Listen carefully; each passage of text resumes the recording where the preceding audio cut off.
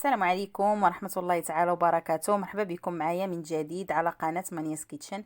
اليوم ان شاء الله غادي نشارك معكم طريقة تحضير معسلة او رغيفات بالمذاق ديال الشباكية. تيجيو غزالين مقرمشين مورقين وسهلين في التحضير، اقتصاديين بمكونات موجودة في كل بيت. بقاو مع الفيديو حتى الاخير باش تشوفوا الطريقة والمقادير. بسم الله. غادي ناخذ واحد الاناء غادي نديرو فيه 200 غرام ديال الدقيق الابيض. غادي نزيدو عليه معلقه كبيره ديال اللوز مطحونه مزيان، معلقه كبيره ديال السمسم او الزنجلان مطحونين مزيان. غادي نزيدو عليهم كذلك معلقه كبيره مخلطه ما بين النافع وحبه حلاوه، طحناهم مزيان وغربلناهم، ضروري تغربلوهم. غادي نزيدو عليهم معلقه صغيره ديال القرفه، وغادي نزيدو كذلك واحد شويه ديال الملح. هاد الوصفه هادي راه زوينه بهاد المقادير اللي درنا، تيجي فيهم المذاق ديال الشباكيه رائع، كانكم تاكلوا في الشباكيه. صافي غادي نزيدو كذلك واحد 2 معالق كبار ديال ماء الزهر. بالنسبه لماء الزهر استعملت انا هاد النوع هذا، نتوما تقدروا تستعملوا اي نوع عندكم. غادي نزيدو كذلك 2 سمحوا لي معلقه كبيره ديال الخل. انا هنا استعملت خل ديال التفاح، نتوما تقدروا تستعملوا اي خل متوفر عندكم، انا متوفر عندي ديال التفاح استعملته. غادي نزيدو كذلك 2 معالق كبار ديال زيت المائده، وغادي نحاولوا نجمعوا هاد العناصر بيدينا. غادي نبسبسوا هاد المقادير هادو حتى تينسجم لينا الدقيق مع هاد العناصر، ضروري تخلطوهم مزيان بهذا الشكل هذا. من بعد غادي نزيدو واحد شويه ديال الماء باش نجمعوا العجين. بالنسبه لهذا العجين انا استعملت تقريبا نصف كاس ديال العنبه من الماء ديال الصنبور او الروبيني، الماء العادي بلا ما تسخنوه. بالنسبه للماء زيدوا غير شويه شويه، ما تزيدوش دفعه واحده، وانتم تجمعوا العجين باش ما تجيكمش جاريه. صافي غادي نبقاو نخدموا هذا العجين تقريبا واحد 2 دقائق، وهذا هو الشكل اللي تنتحصلوا عليه. العجين ما تكونش قاصحه بزاف وما تكونش جاريه، تكون ما تتلصقش في اليدين، تكون رطبه. غادي ناخذوا هذا العجين غادي نقطعوها على 3 ديال القطع او كويرات، غادي نديروهم في واحد البلاستيك الغذائي باش ما تنشفش معكم العجين. من بعد غادي ناخذوا واحد الزليفه غادي نديروا فيها معلقه كبيره ديال الدقيق الابيض ومعلقه كبيره ديال المايزينا، غادي نحركوهم. هذا هو الدقيق باش غادي نطلقوا هذا العجين. صافي هنايا خدينا الكويره الاولى ديال العجين، غادي ندهنوا سطح العمل بالدقيق والنشا او المايزينا. غادي نحاولوا نطلقوا هاد الكويرات هادو بالمدلك بهاد الطريقه هادي، ضروري يكونوا رقاق ما تخليوهمش غلاط. دائما الا شفتوا يعني خاص الدقيق زيدوه في سطح العمل، والسمك ديالهم كما هو واضح في الفيديو ما تيكونوش غلاط بزاف، يكونوا يعني رقاق باش يجيوكم زوينين. غادي نحاولوا من بعد ما طلقنا هاد الكويره غادي نقادوا الجوانب بالجراره بهذا الشكل هذا. من بعد غادي نقطعوها شرائح.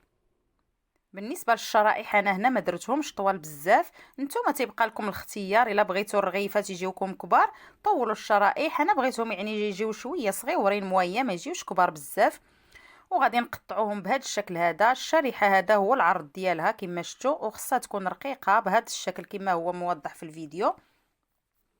صافي غادي نبقاو غاديين بنفس الطريقه بالكويرات الاخرين اللي حنا خلينا في بلاستيك الغذائي. غادي دائما ندهنوا سطح العمل بالنشا والدقيق اللي درنا، وغادي نطلقوا مزيان هاد العجين تكون رقيقه كما درنا في الاول، ونقادوها من الجوانب بالجراره، وغادي نقطعوها كذلك شرائح. غادي نبقاو غاديين بهاد الطريقه حتى نكملوا الكميه كامله، وهادو هما الشرائح اللي تحصلت عليهم. دابا غادي ندوزو ان شاء الله باش غادي نطيبوهم. خديت واحد المقلاة درت فيها زيت المائده واحد الكميه، خليتها تسخنات مزيان. النار خاصها تكون مويه ما تكونش مجهده بزاف، الا شفتوها مجهده ضروري تكون يعني مهيله باش يطيبوا على خاطرهم ويطيبوا من الداخل من على برا. غادي ناخذ واحد الشريحه ديال يعني العجين، غادي نديروا واحد الطرف في الزيت ونبداو نخويو عليها الزيت بهذه الطريقه بالمعلقه. غير تشوفوها التنفخات غادي تقلبوها بهذا الشكل.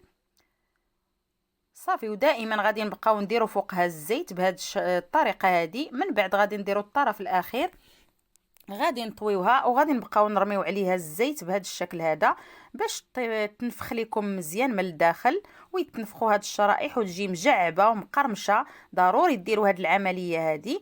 دابا غادي نعاود معكم الطريقه ديال القلي مرات عديده، يعني باش تشوفوا الطريقه ويجيكم واضح. كما شفتوا راه تيجيو منفوخين من الداخل وتيجيو رائعين، غير جربوها الطريقه هذه وكما شفتوا راه عمليه.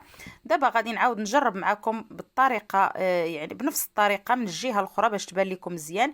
دائما تنديروا واحد الطريف ديال العجين في الزيت، وغادي نبداو نديروا عليه الزيت بالمعلقه بهذا الشكل هذا غير يتنفخ. غادي نطويوه بهذا الشكل.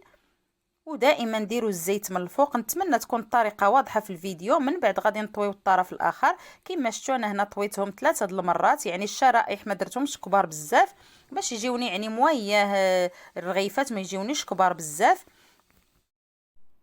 صافي بالنسبه لهذا الطرف هذا الا جاكم طالع غير ضغطوا عليه بالمعلقه بهذا الشكل هذا، راه غادي يلصقوا مع بعضياتهم. ضغطوا عليه بهذه الطريقه هذه غير بشويه باش ما تهرسش هذيك الرغيفه. وهنايا تنحاول نقربها لكم عن قرب كما شفتوا راه تجي منفوخه ومن الداخل خاويه. تيجيو رائعين، ما تيشربوش الزيت بزاف.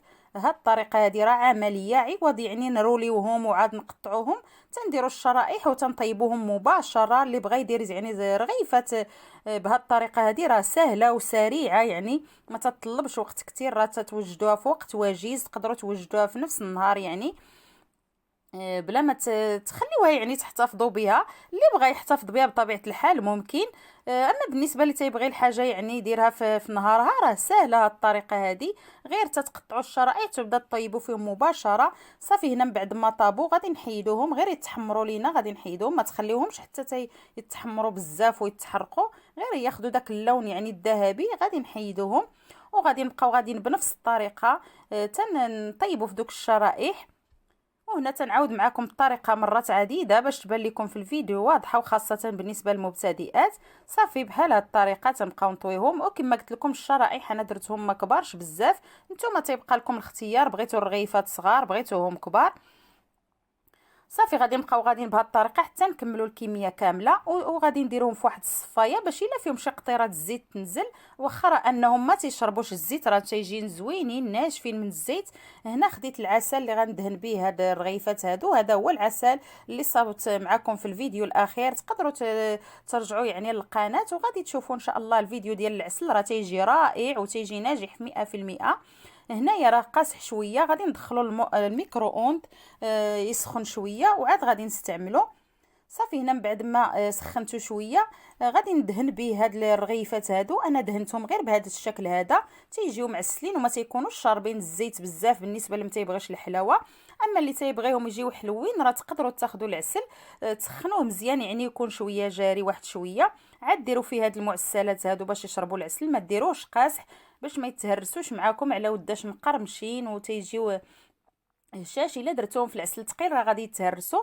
صافي هنايا من بعد ما عسلتهم كاملين درتهم في طبق التقديم ورشيتهم بشويه ديال الجنجلان من الفوق. تقدروا ترشوا كذلك رقائق اللوز الا ما بغيتوش ديروا الجنجلان.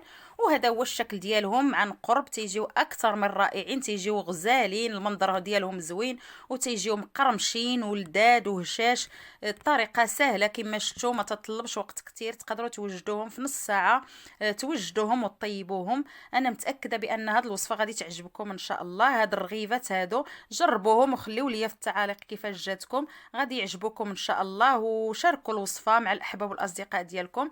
ما تنساوش تخليوا لي لايك الا عجبتكم الوصفه، كتشجيع ليا. واللي مازال ما اشترك في القناه يشترك باش تفعلوا الجرس باش يوصلكم جديد الوصفات. ودابا غادي نجرب معكم واحد الوحيده باش تشوفوها عن قرب. تيجيو اكثر من رائعين وتيجيو خاويين من الداخل وتيجيو لذاذ. نتمنى الوصفه ديال اليوم تنال الاعجاب ديالكم ان شاء الله وتجربوها. بالنسبه للاحتفاظ تقدروا ديروهم يعني في شي اناء وتسدوه مزيان راه تيبقاو زوينين. تقدروا كذلك ديروهم في المجمد الا بغيتو بنفس الطريقه، غير فرقوهم بواحد البلاستيك ما بين طبقه وطبقه باش ما يلصقوا لكمش مع بعضياتهم. وفاش تبغيو تستعملوهم جبدوهم يعني قبل الفطور بمده يعني واحد المده باش يديكونجولاو. الا شفتوهم خاصهم شويه د العسل سخنوا شويه د العسل وديروهم فوقهم بشي معلقه ولا راه تيوليو زوينين بحال بحال طيبتوهم. ونتلاقاو ان شاء الله في الوصفه الجايه، وخليتكم في امان الله وحفظه وعواشركم مبروكه.